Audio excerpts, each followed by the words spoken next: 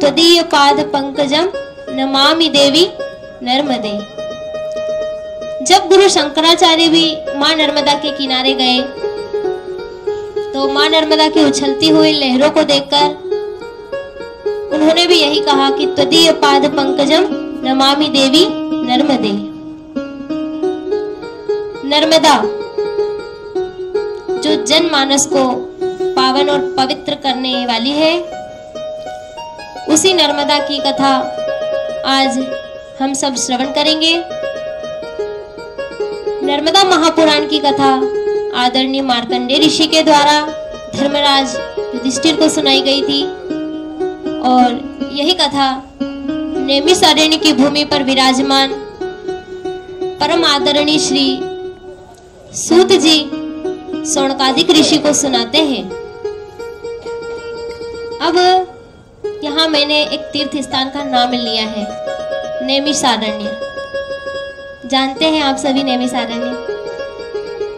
नैमिषारण्य तीर्थ वह तीर्थ है जहां पर यदि आप एक उचित स्थान पर बैठकर, एक साधारण से स्थान पर बैठकर माला का जप करते हैं तो उस माला का जो पुण्य फल प्राप्त होता है वह एक माला के मूल्य के बराबर ही होता है।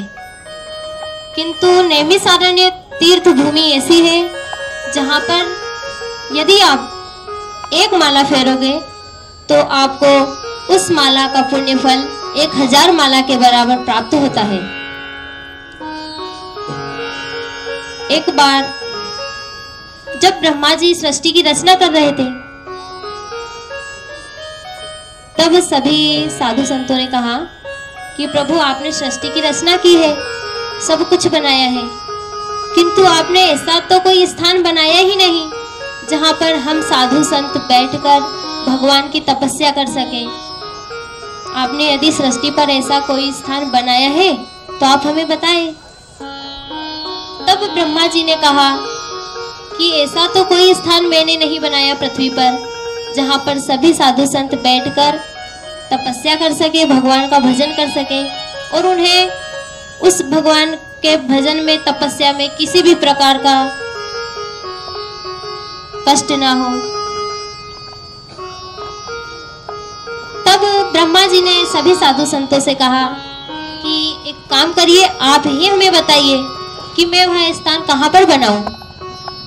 तो सभी साधु संत कहने लगे कि प्रभु हम कैसे बता सकते हैं, सृष्टि की रचना आपने की है तो आप ही बनाइए कहीं पर हमारा भी एक स्थान।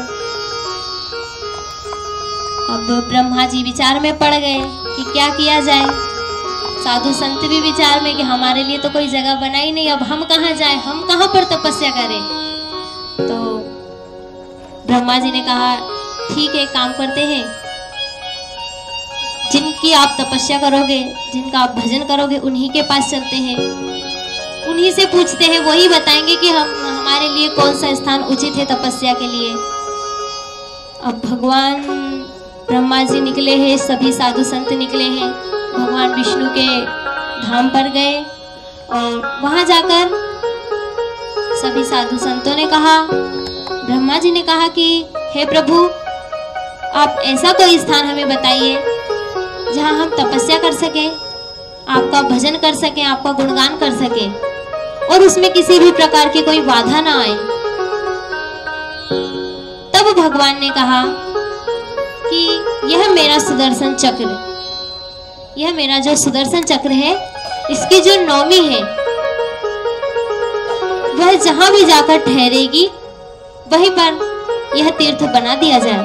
और जैसे ही श्री विष्णु भगवान ने सुदर्शन चक्र को इशारा किया, सुदर्शन चक्र आगे आगे, पीछे पीछे ब्रह्मा जी और उनके पीछे सभी साधु संत चले जा रहे हैं और एक स्थान पर जाकर वह सुदर्शन चक्र रुक गया। तभी से उस स्थान पर नैमिषारण्य, जहां पर सुदर्शन चक्र की नौमी रुकी थी, उस स्थान का नाम नैमिषारण्य तीर्थ भूमि रखा गया है। और तभी से वहां पर सभी साधु संत भगवान की भक्ति, पूजन, पाठ, तपस्या करते हैं। और वहीं पर परम आदरणीय मार्कंडेय ऋषि ने धर्मराज युधिष्ठिर को मां नर्मदा की यह पावन कथा सुनाई थी।